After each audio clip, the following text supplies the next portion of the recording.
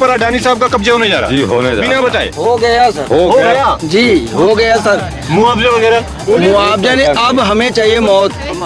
क्यों ये सब कर रहे हैं? मतलब कि बिना सूचना के जबरदस्ती हमसे लोगों से हाँ भैया, कोई सूचना नहीं है। तो ये तो तानाशाही हुई। तानाशाही हो ही रहा है, सब बीजेपी करा रहे हैं और क्या करा रहे हैं। देश संवैधानिक ढंग से नहीं चल रहा क्या? कुछ भी नहीं चल रहा है और टेलीकास्ट भी होता है। इससे पहले भी इंटरव्यू मतलब परसों आए थे मीडिया वाले, लेकिन टेलीकास्ट ही नहीं हुआ, न्यूज में भी नहीं आया।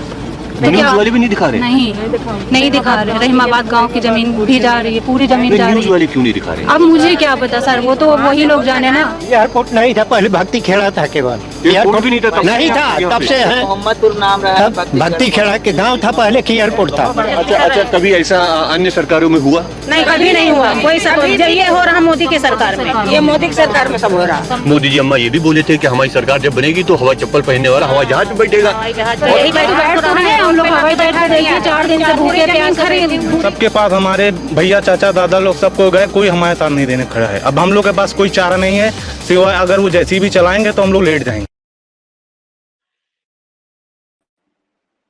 सर ये वीडियो जो आप देख रहे थे ये मोहम्मदपुर का है, लखनऊ में एयरपोर्ट के पास का जो इलाका है वो है। काफी सारे लोग यहाँ पर बैठे हुए हैं। जब हमारे जो रिपोर्टर है मोहित जब वहाँ रिकॉर्ड करने पहुंचे लोगों से बात करने, तो उनके मन में एक बड़ा डर और शक ये भी था कि आप रिकॉर्ड तो कर रहे हैं लेकिन फिर पैसे लेके सेटल कर लेंगे और आप खबर नहीं दिखाएंगे, क्योंकि हर मीडिया की तस्वीर वो एक तरह की समझ रहे हैं। अब लोग के जहन में ये भी आ गया है कि अडानी जो है वो मीडिया को कंट्रोल कर चुका है। लेकिन हमने ये खबर सुबह से लगातार दिखाई, लाखों लोग इस खबर को देख चुके हैं और अब आपके साथ चर्चा में भी इस खबर को आगे बढ़ा रहे हैं, क्योंकि केनिया से लेकर लखनऊ तक हर जगह पर अडानी जहां कदम रख रहे हैं वहां पर लोग डर रहे हैं और इस बात से डर रहे हैं कि किस तरह से ये सारा मामला आगे और बढ़ता जाएगा तो गरीब आदमी का क्या होगा। अडानी कई कॉर्पोरेट कंपनीज को टेक ओवर कर चुके हैं। जहां जहां टेक ओवर करते हैं वहां से गुड साइन कोई मिलता नहीं है, चीजें महंगी हो जाती हैं अगर बिकने वाली है, और अगर रेवेन्यू वाली है तो सारा रेवेन्यू उनके पास चला जा रहा है। मार्केट में अकेले प्लेयर की तरह उनको प्रोजेक्ट करने की कोशिश हो रही है।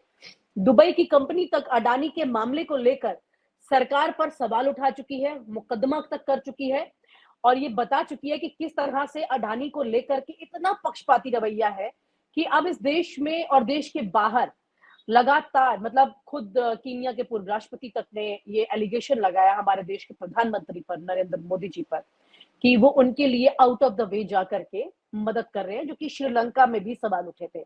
अब सवाल ये है सर कि क्या इस देश में सिर्फ अडानी जी ही रहने वाले हैं? बाकी 140 करोड़ की जो जनता है वो क्या करेगी, वो कहाँ जाएगी?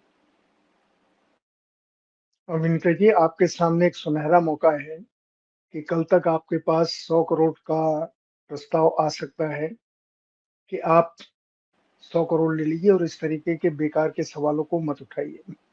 पर हमने भी आपके कसम पास खाई एक है बहुत सर, ये ही सवाल नहीं रुकेंगे इस मुद्दे नहीं, पे तो आपने कतई तो नहीं कसम रुकेंगे सर।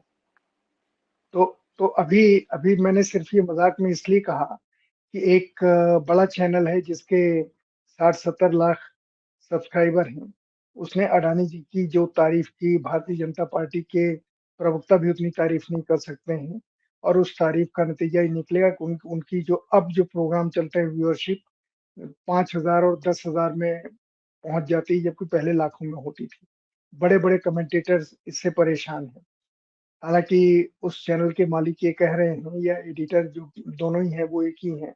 उनका ये कहना है कि अब हम ऐसा कभी नहीं करेंगे, लेकिन कुल मिलाकर के उन्होंने किया उसका परिणाम उनको देश के लोगों ने बताया। देखिए खाली वही नहीं हो रही है, सिर्फ लखनऊ में नहीं हो रहा है। छत्तीसगढ़ में क्या हो रहा है, अभी देश की बात कर रहा हूँ। छत्तीसगढ़ में भी यही हो रहा है। अडानी के खिलाफ वहाँ लोग सत्याग्रह कर रहे हैं, पेड़ों से चिपके हुए हैं। उत्तराखंड में भी यही हो रहा है, हर जगह।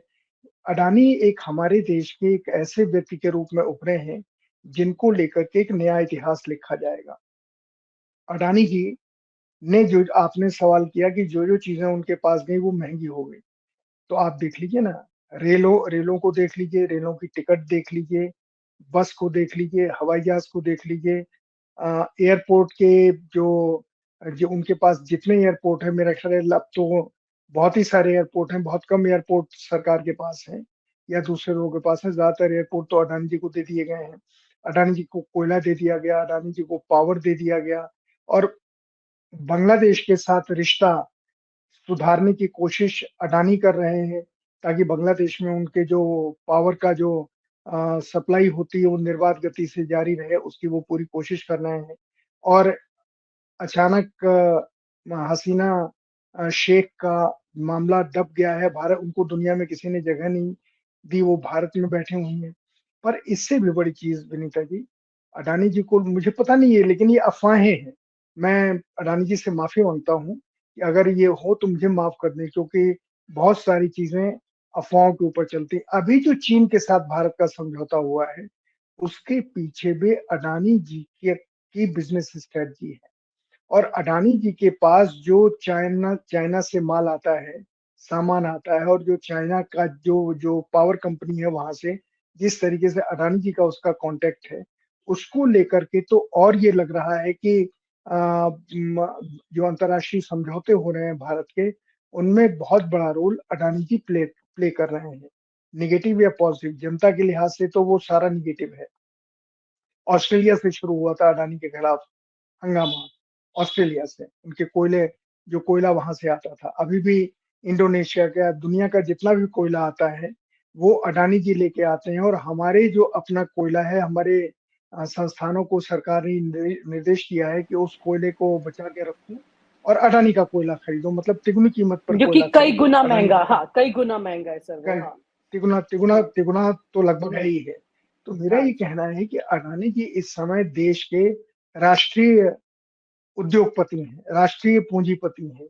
और उनको, मैंने अब जैसे आपसे रेल की बात की, अब कल जो हादसा हुआ उस पूरी ट्रेन में, वहाँ महाराष्ट्र में कल जो हादसा हुआ बांद्रा टर्मिनस पे, उस एक जनरल बोगी थी उस पूरी ट्रेन में जो गोरखपुर जा रही थी, एक बोगी।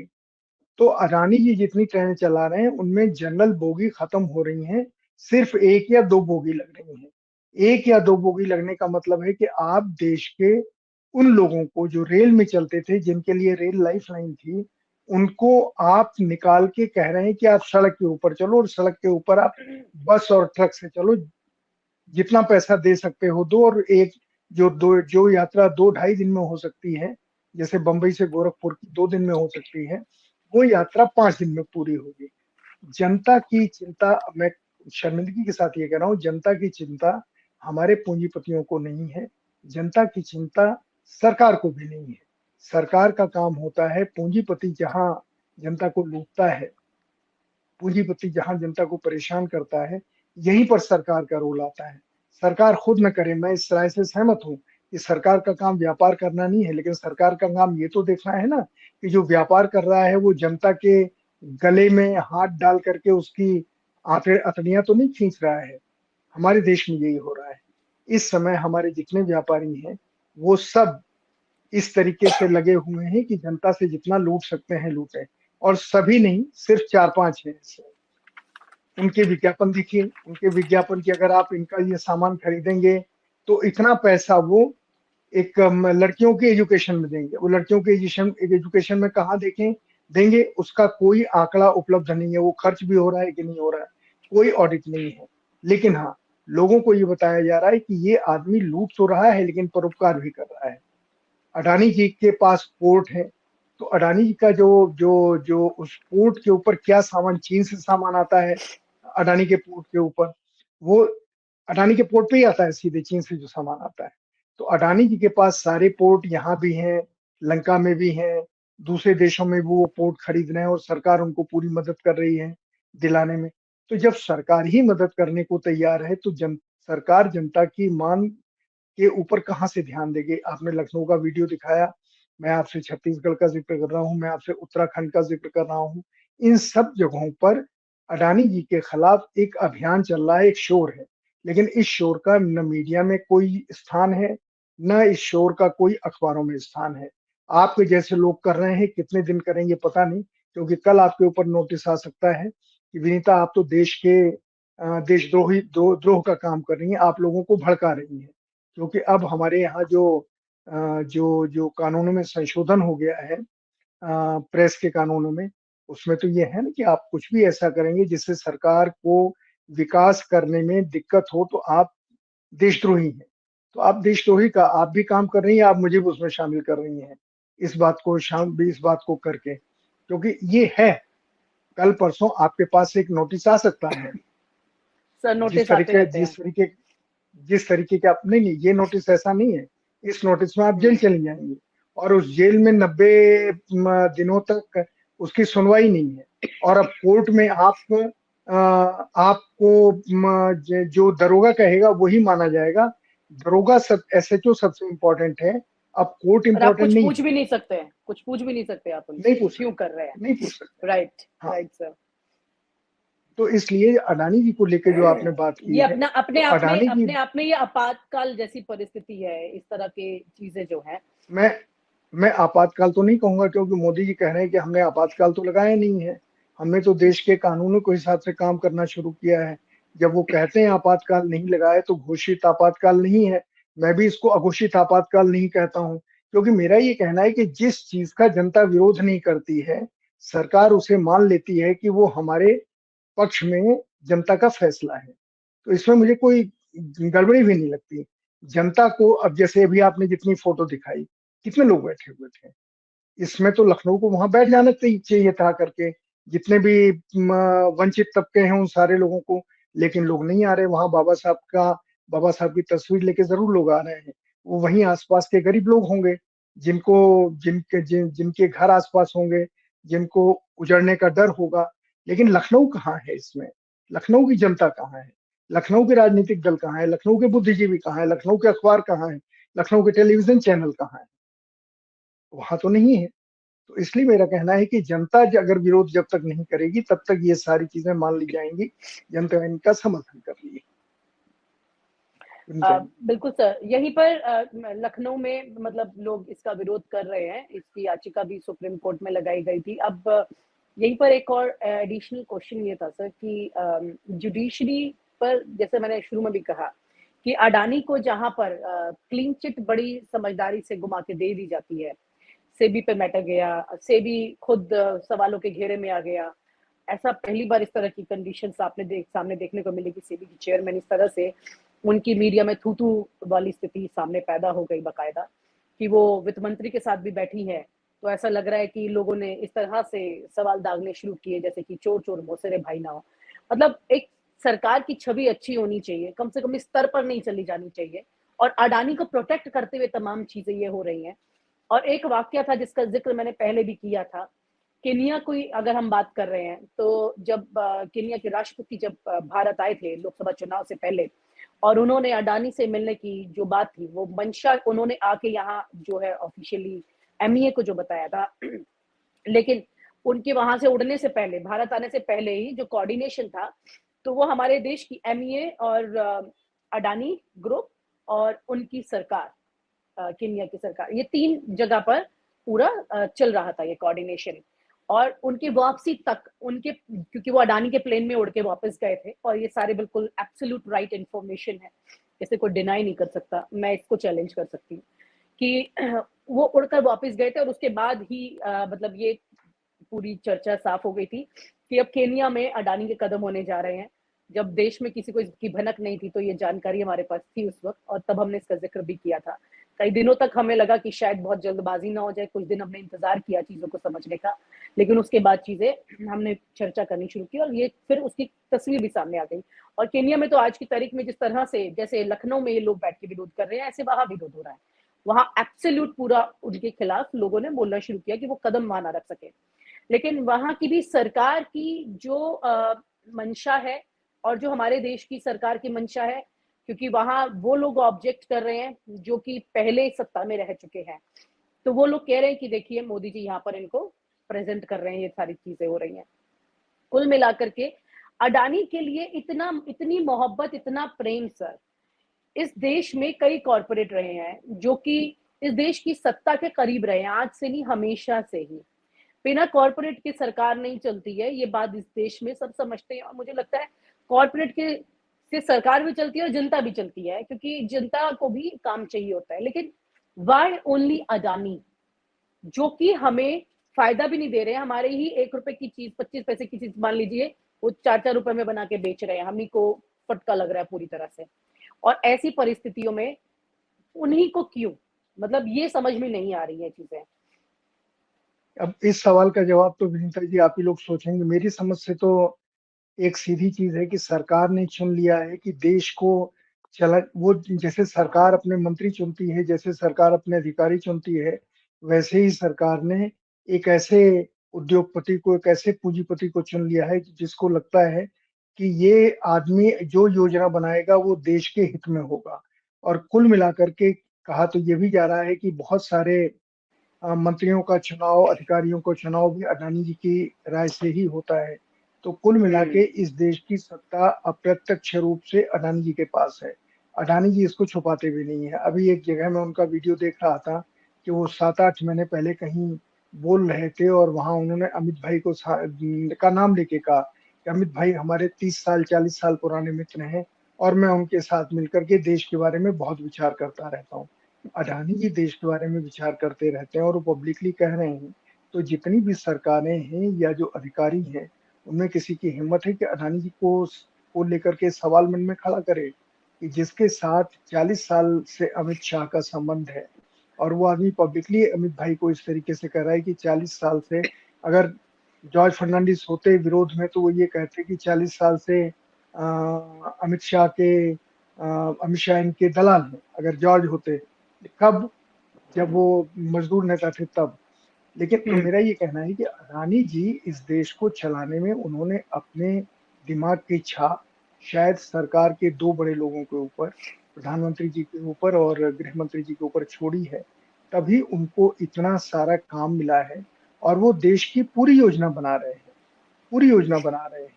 बल्कि जिसकी आप बात कर रहे हैं, मैंने भी आपसे क्या कहा कि उनके पोर्ट के हित में ये चीन का, अगर ये अफवाह सही है, बहुत बड़ी बात है सर। अफवाह ही नहीं है, ये बहुत बड़ी बात है कि चीन का समझौता जो हमारी सेनाएं वापस आ रही हैं, जा रही हैं, जिसका प्रचार हो रहा है इस समय कि डिसएंगेजमेंट शुरू हो गया आज से, इसके पीछे अगर अडानी जी हैं, अडानी जी का पोर्ट है, वहां आने वाला सामान है, तो फिर अब क्या कह सकते हैं। हाँ, ऑस्ट्रेलिया के, मैंने आपसे जितने भी देश हैं, कीनिया तो एक उदाहरण है, पर चाहे अपना देश हो, विदेश हो, बांग्लादेश हो, वहां पर अडानी जी को जिस तरीके से काम मिला, वो काम तो किसी बड़े आदमी के कहने से ही मिला ना। और ये तो खबर सही है कि अडानी जी प्रधानमंत्री जी के साथ विदेशों में बहुत सारी जगह गए हैं और वहां पर बिल्कुल समझौते हुए हैं। और इतना ही नहीं, हमारे स्टेट बैंक ने जिस तरीके से अडानी जी के कर्जे माफ किए हैं, वो तो कमाल ही है। स्टेट वो बैंक ऑस्ट्रेलिया गया, यहाँ उनके चेयरमैन गए और वहीं बैठ के समझौता हुआ। उन्होंने कहा कि हम अंडर राइट करते हैं हर ऑस्ट्रेलिया की बात का सरकार से। गारंटर सरकार है अडानी के लिए सर, ये भी बहुत अचंभे वाली बात है। बिल्कुल, तो इसीलिए विनीता जी मैं ये कह रहा हूँ कि अडानी जैसे एक राष्ट्रीय पक्षी होता है, जैसे हाँ। राष्ट्रीय भोजन होता है, राष्ट्र का प्रधानमंत्री होता है, राष्ट्र का राष्ट्रपति होता है, वैसे ही एक राष्ट्र का उद्योगपति है। तो अडानी जी इस देश के राष्ट्रीय उद्योगपति हैं, जिनको सरकार राष्ट्रीय उद्योगपति के नाते हर तरह की सुविधाएं दे रही है, हर तरह की। और उनकी उनकी बनाई योजनाओं के ऊपर काम भी कर रही है। और पूरा मीडिया, आप ये जानती हैं कि इस समय मीडिया में जिस तरह से अडानी जी ने पैसा लगाया है, पहले तो अंबानी जी ने लगाया, मुकेश अंबानी ने, उसके बाद अडानी जी ने लगाया है। तो अभी जो आपकी कुछ महिला जो प्रदर्शनकारी कह रही है कि लोग आए थे और शूट करके चले गए और कहीं कोई लाइन नहीं है, तो कौन डालेगा? अडानी जी हर जगह पर शेयर होल्डर है, बड़े शेयर होल्डर है, कहीं 30% है, कहीं 40% है। लेकिन उसमें जो उन्होंने पैसा डाला है, उस पैसे में किस चैनल और अखबार की हिम्मत है कि उनके खिलाफ कहे? तो हमारे देश में एक अलग तरह का गठजोड़ बना है, जिस गठजोड़ के साथ मैं फिर दोहरा रहा हूँ, भारत की जनता भी है। क्योंकि अगर भारत की जनता या भारत के राजनीतिक दल, आप मुझे बताइए कि राहुल गांधी अडानी का नाम लेते हैं, लेकिन राहुल गांधी ने कभी अडानी के ऑल्टरनेट की बात की, इकोनॉमिक पॉलिसी की बात की? नहीं की उन्होंने। राहुल गांधी सिर्फ यही कह रहे हैं कि बीजेपी जिस तरीके से कर रही है हम उससे बेहतर करेंगे, जी। लेकिन हम प्रो पीपुल इकोनॉमी नहीं लेके आएंगे, हम गरीब को हिस्सा मिले इसकी अर्थव्यवस्था हम नहीं लेके आएंगे, इसकी तो राहुल गांधी बात नहीं करते हैं। तो मुझे क्षमा कीजिएगा ये कहने के लिए, भारतीय राजनीतिक दलों को भी मुझसे मैं क्षमा मांगता हूँ कि आप देश की जनता के सामने कोई भी ऑल्टरनेट इकोनॉमिक पॉलिसी लेके नहीं आ पा रहे हैं। आप वही पॉलिसी लेके आ रहे हैं जिसको अंबानी जी और अडानी जी लागू कर रहे हैं। और सरकार ने अपना ये फर्ज मान लिया है कि वो अंबानी जी को एक तरह की मदद करेगी, लेकिन अडानी जी को एक राष्ट्रीय उद्योगपति के नाते एक देश की नई कल्पनाशीलता में, अब आप ये बताइए कि अभी थोड़े दिनों में होने वाला है कि देश की सारी जमीन कॉरपोरेट सेक्टर में चली जाएगी और अडानी जी सारे देश की खेती करेंगे। सारे देश के जितने भी खेत हैं किसानों के, उनके ऊपर अडानी जी पैसा लगाएंगे और कहाँ कितना पैदा होगा नहीं पैदा होगा ये अडानी जी तय करेंगे। अपने जो अमेरिकन दोस्त हैं उनसे मिलकर के। तो आपके देश में तो अभी एक बड़ी चीज होने वाली है कि हमारी खेती भी अडानी जी के हाथ में जाएगी, क्योंकि अडानी जी की कल्पना है कि हमारे देश की खेती को एक बड़ा होना चाहिए, उन्नत खेती होना चाहिए, ज्यादा पैदावार होनी चाहिए, और वो तभी हो सकती है जब वो जो जिसको कॉर्पोरेट खेती कहते हैं उसमें जाए। तो ये होने वाला है थोड़े दिनों में, लेकिन होगा तो होगा। इससे राजनीतिक दलों को क्या फायदा मिलता है? वो तो चुप रहेंगे, वो तो जनता के बीच में जाएंगे नहीं, वो ज्यादा ट्विटर पे जाएंगे, एक्स के ऊपर, और उसके बाद सुप्रीम कोर्ट चले जाएंगे। सुप्रीम कोर्ट ये कह रहा है, हमारे चीफ जस्टिस ने कह दिया, हम देवी के सामने बैठ करके जो देवी हमसे कहेगी वो हम करेंगे। तो उनके आने वाले जितने भी जज हैं वो इसी का पालन करेंगे, अपनी आस्था के हिसाब से फैसला करेंगे, देश के हित के हिसाब से नहीं, अपनी आस्था के हिसाब से। तो इसलिए मुझे लगता है कि देश एक नए दौर में प्रवेश कर चुका है, और उस दौर के नियंता मोदी जी से ज्यादा अडानी जी।